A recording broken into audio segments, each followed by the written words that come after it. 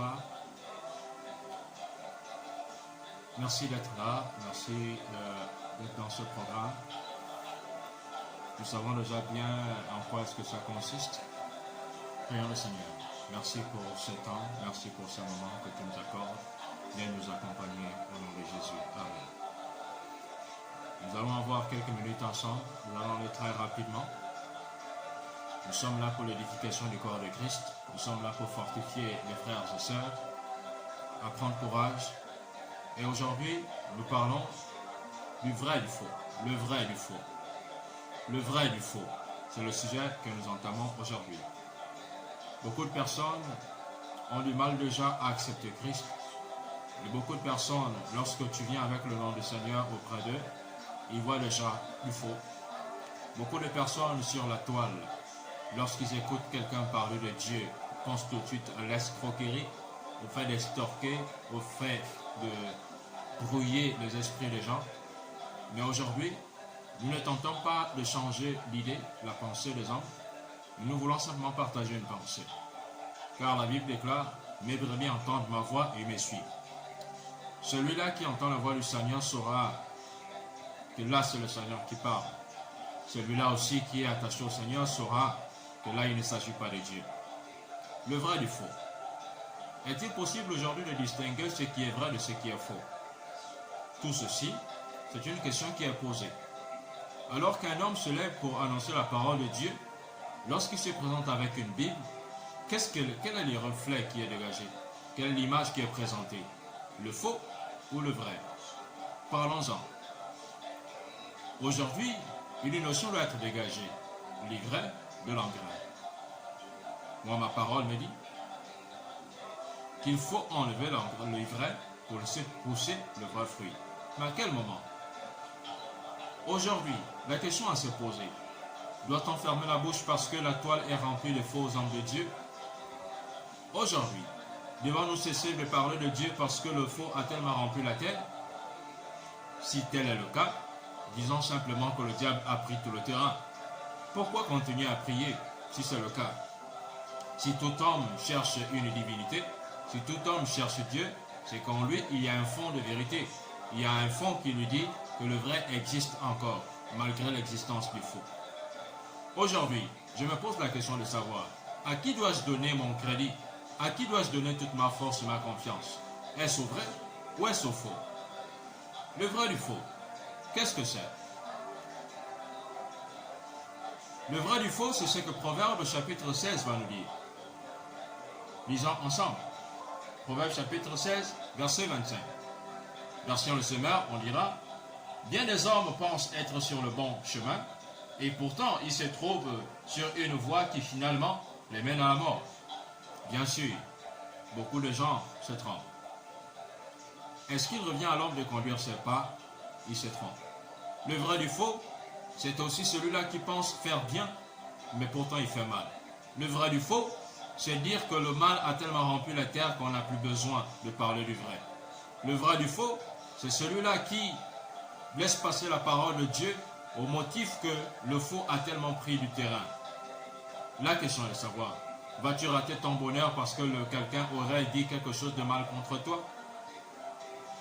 Depuis que les hommes ont commencé à mal parler de Dieu, Dieu a-t-il disparu? Dieu est toujours là.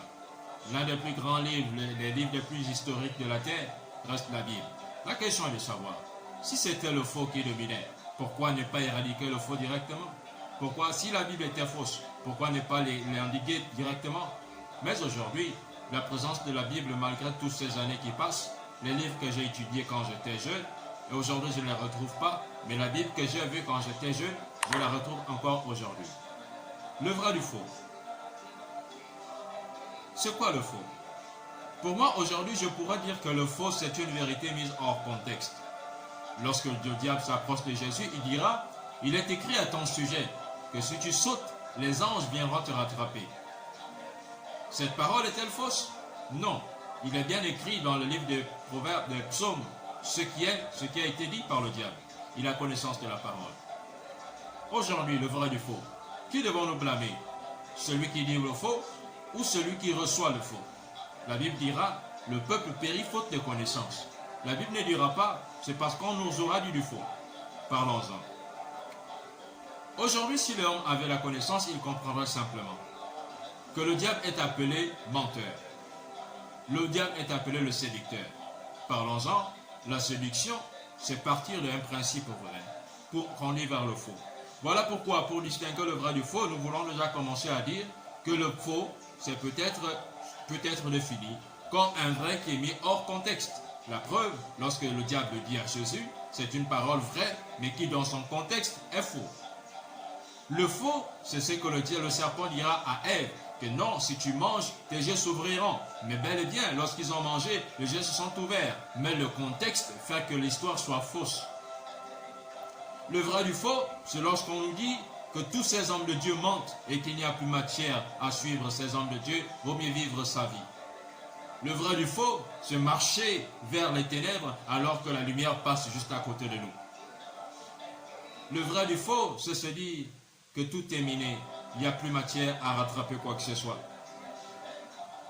Pour moi aujourd'hui, je pourrais définir le faux comme étant le fait de renvoyer à plus tard sa sanction.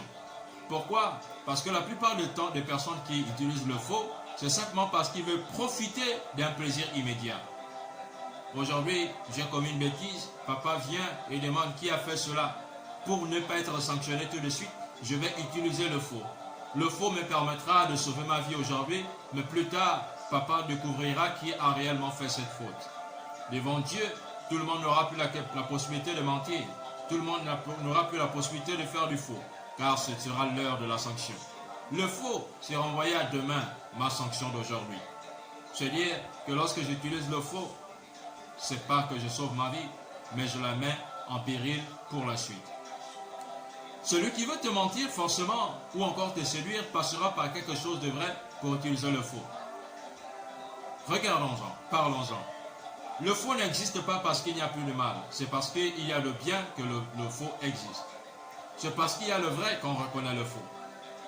C'est-à-dire que même sur la toile, si tu parviens à identifier un faux serviteur de Dieu, alors c'est que tu as pu identifier le vrai serviteur de Dieu. Au lieu de te morfondre, au lieu de te plaindre, au lieu de calomnier tout le monde, si tu as pu déceler qu'il était faux, alors tu as aussi la capacité de déceler s'il est vrai. Le vrai du faux, c'est dire que tu refuses de marcher sur les principes qui sauvent ta vie au motif que tout le monde t'a déçu.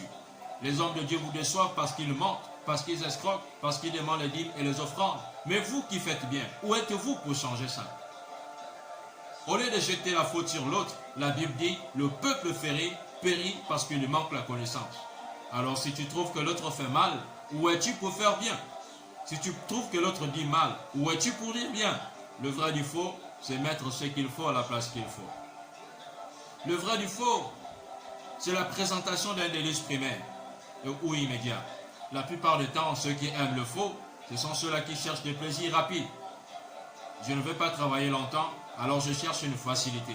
Du coup, on se laisse berner par des principes, par des mots, par des paroles douces. Une fille tellement attirée par ses plaisirs va se laisser prendre. Rappelons-nous. Le livre de Jacques chapitre 13, 1, verset 13 va dire que personne qui le tenté ne dise que c'est Dieu qui le tente. Si nous sommes tentés au contraire, c'est à cause de nos propres penchants. Jacques chapitre 1, verset 13, paraphrasé. C'est dire aujourd'hui que si une personne reçoit le faux en lui, c'est que lui-même a laissé ouverte la porte. Si aujourd'hui le faux t'est présenté, c'est parce qu'une porte a été ouverte. Une porte qui était accessible au faux. Le faux, c'est la rapidité, c'est manger vite, c'est manger facilement, c'est manger sans effort. Refuser de travailler, mais pourtant être riche. Refuser de prier, mais pourtant demander les bénédictions. Toutes les personnes qui se laissent mentir, ce sont les personnes qui vont à l'église pour chercher des miracles. À qui la faute? Au pasteur qui produit des faux miracles ou au peuple qui réclame des faux miracles? La question est posée à tout le monde, à chacun de répondre. La parole de Dieu est claire. Telle voie paraît bonne pour l'homme, mais son issue c'est la perdition. Si tu penses